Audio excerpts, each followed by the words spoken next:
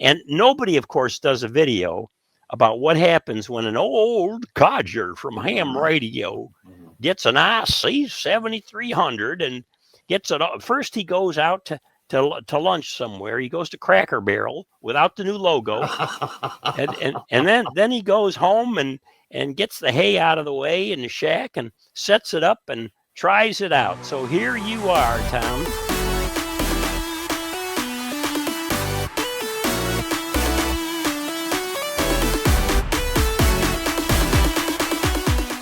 Well, here we go again. It's Ham Radio Perspectives. I'm Quinn, K8QS. And I'm Tom, W89TDD. And boy, oh boy, we're old codgers, Tom. We've been in this sucker of a hobby for over 50 years each. That's right. Over 100 years of QRM. Yeah, QRM, and get your glasses adjusted. And so when the IC-7300, over 100,000 sold supposedly, came out some years back, I got one pretty soon after they came out, loved it. Then I got another one that I traded for, used it for a backup. Not that I needed a backup much. I used it in the motorhome and so on.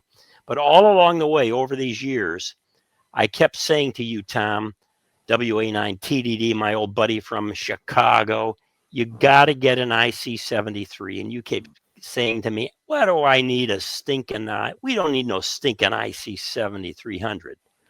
And nobody, of course, does a video about what happens when an old codger from ham radio gets an IC-7300 and gets it. First, he goes out to lunch somewhere. He goes to Cracker Barrel without the new logo, and then he goes home and gets the hay out of the way in the shack and sets it up and tries it out. So here you are, Tom, and you are a real ham who's operated a lot of rigs before the 7300, a lot of experience in the hobby.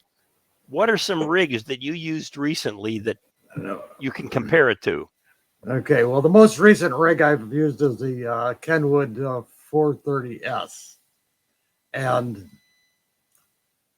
it's a throwback to the mid-1980s. But it's before they had all the bells and whistles. All the controls are up front. You know exactly what you're playing with. There's no menus. It's all memory. Where you had it set before. It's this memory. Well, it's that memory, right. And prior to that,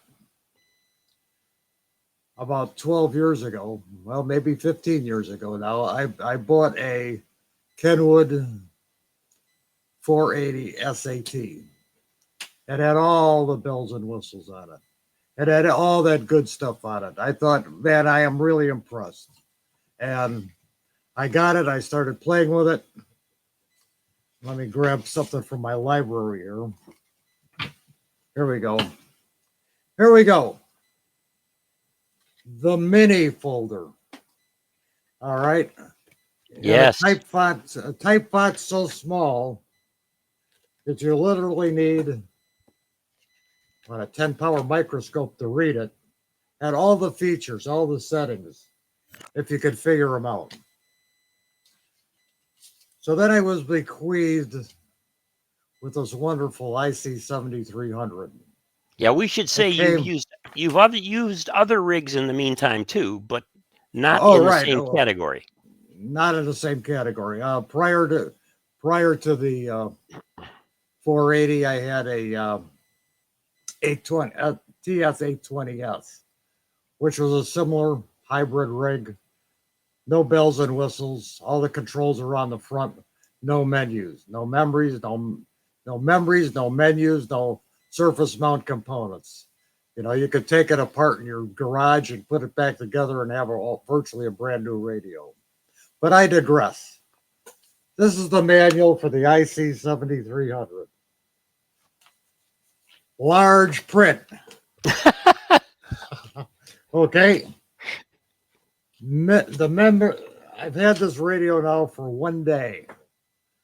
And within about 3 hours, and that's being generous, I had virtually all the menus and everything figured and set up for digital, which is no mean feat on that radio because of the fact that when it was designed, it was basically for a RIDI and AFSK. There really isn't an onboard sound card for it in order to do the FT8, FT4, PSK, MFSK 16. So I added my own sound card to it, plugged it into the PC, and the thing is wonderful. It's got that band scope. It gives me all the settings and everything all in one place. The buttons are big, the knobs are big. I can just, within another hour and going through the manual, I had the thing pretty much all figured out. Not every feature I would use, but everything that I would be comfortable using. So it's an amazing radio. So I let me haven't. say one thing, Tom, before, don't lose your thought. One of the reasons I have found that a lot of hams tell me on the air they don't want to get something, an SDR, let's say HF transceiver like a 7300, is they've been burned with other rigs, I won't say the brands, that do not have friendly menus. Right. Okay.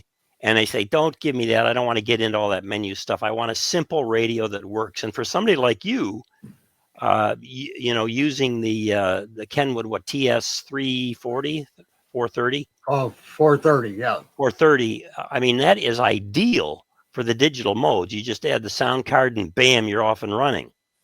Right. But I had a notion that if you finally put your mitts on a 7300, you would like it. And you would like it even for digital modes. Okay, you carry on. So I lost my train of thought. Of course. So anyway, of course. But the buttons are big. Everything is very user friendly. I learned more about just pushing buttons on the thing and going through the menus and then referring back to the manual to tell me exactly what I was going to screw up. But it's a fantastic radio. The audio on it, I have the 430S on the 7300 side by side on my shack here.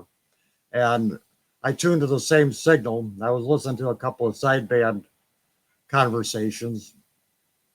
And so I switched the antenna back and forth on the same frequency. And the audio on it is just amazing. Next to the 430, it's like high fidelity. There's no hiss, no background noise. These came out, what, 2009? I should have had one by 2010. Yeah, okay. That's an endorsement. And it's interesting that we're doing this, just before the next version of the 7300 comes out. We're doing a review of the old one. It's kind of funny. But I want to ask you about the SDR receive aspects of the 7300, because I do a lot of sideband work, just like you do a lot of digital modes. And I have really loved the SDR feature to tune out interference and to tweak up signals that I really want to listen to on sideband. But is there any benefit with any of that for you using digital modes? For the digital modes, I prefer the filter number 1. That's the wide filter. That gives me a view not only on the waterfall on the radio, but also on the waterfall on my software that expands the whole range. I can see from 500 hertz to 1500 hertz, 2000 hertz, the entire band. So between the two waterfalls, I can pick out a lot of signals. The waterfall on the 7300 is a lot more sensitive, actually, than the software waterfall. So I can pick up signals that don't even show on the software, which was really interesting. I had a QSO with a gentleman, UV, in Germany yesterday on, I think it was 17 meters. And I picked him out on the waterfall on the 7300, and he was barely visible on the waterfall on the software. So for me, for digital, it's very good for picking out signals. Now, I was scanning the band today on sideband, voice sideband, and being able to touch that screen and zero in on that signal just by touching on it is something fantastic. Have to tweak a little maybe with the RIT to get it get that sound where I like it, but it's really an amazing radio, and I hope the new version is as good as this one. But yeah, the old fart knob twiddler has come around to 21st century technology.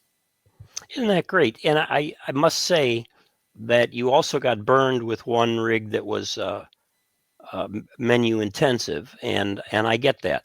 I've had a couple of other rigs that I got rid of because I didn't like the menus on. There were other manufacturers, not ICOM, and I was never a big ICOM fan until the 7300, except for the IC-751A. I always liked that, but that was much simpler radio. So I think you have proven that one of the reasons that the IC-7300 has been so successful has been because of the ease of use. And once you got that sound card on there, man, you were off and running with the digital modes, which you love so much. So this is a positive review of the IC-7300, not quite 10 years after it came out. And the reason we're doing it is because Tom and I are longtime friends. We got licensed in the 60s together, and we often share our experiences with different kinds of rigs and antennas and all. And Tom is so much into digital, and he does it really, really well. And I'm so much into sideband that we thought it would be funny to do a comparison here, flip it around a little bit. And now some rig that you really like to use on for digital modes, not the 7300, but you think it won't work out well for sideband, you can send it to me. And then I'll give a report on it. We'll go back and get an ICOM 753 or something like that. It won't be good for anything. That's from our video, Tom. Remember about the worst rigs of all time? Yep. We'll put a link in here for that. Anything else you want to say by way of your quick experience with the 7300? I like the form factor. It fits nicely on my shelf. It stays fairly cool. It's got a nice heavy duty fan on it to keep it for cooling, because in digital modes you're usually running about 100% duty cycle. Although they're not long, it's still very intensive. And I notice on the temperature gauge of all things on the face of the radio, it's all stayed in the cool side. So things are looking good. I'm having fun with it. It's a great radio. And like I said, the audio processing on it is especially good on digital when you get those real wide signals where the guy's not watching his ALC and he's splattering all over the band. But the processes are absolutely phenomenal. Wonderful, wonderful. I thought it was interesting with the new 7300 as announced so far coming out, the MKX or whatever it is, that they're going to have CW reception on it. And I can't quite figure out why they would include that. But maybe there's a demand for people wanting to just pick up CW signals if they're not very good at CW. But at any rate, that's one of the things they're talking about. But I don't think they're putting a sound card in it. Do you recall if they are doing that? I don't know. I haven't read the specs on it, and I was kind of surprised that it did not have a sound card on board. The 480 SAT had an onboard sound card. Oh, that's yeah. And it was plugged in for digital. So I'm kind of surprised that this didn't. I spent probably the better part of an hour looking at some YouTube videos on ways of configuring it to for JT8, and none of them work. Looking in the manual, it's basically designed for AFSK and RIDI. So, you know, how many old Kleinschmidt teletype machines are still out there and being used? Yeah, right. Everything's gone digital. Yeah, right. Even voice has gone digital. So right, yeah, that's maybe that'll be an upgrade on the new version of it. Yeah, boy, that'll be interesting with voice going digital. Very interesting. So, Tom, thanks for doing this. Thanks for taking a look at it and giving us a report. For all of you out there who never got a 7300 and you're old codgers like us and you're wondering whether or not you should try to pick one up, because of course they're going to be out there cheaper now. on the used market with the next version coming out. Take Tom's comments seriously. He's a good op. He's a technical guy, an engineer, and he knows what he's doing. So thanks so much, Tom. We appreciate it. We appreciate you all watching one more video. The two of us, neither of us have kicked off yet. We're still trying to keep our lives going and keep the hobby going here. And we've got some fun videos planned. So keep watching, and please subscribe to the channel.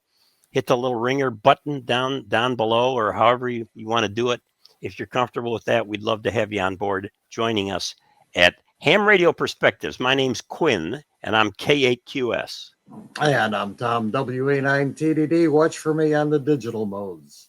Yeah, really. 17 meters and so on. We'll see you all later. 7-3, gang.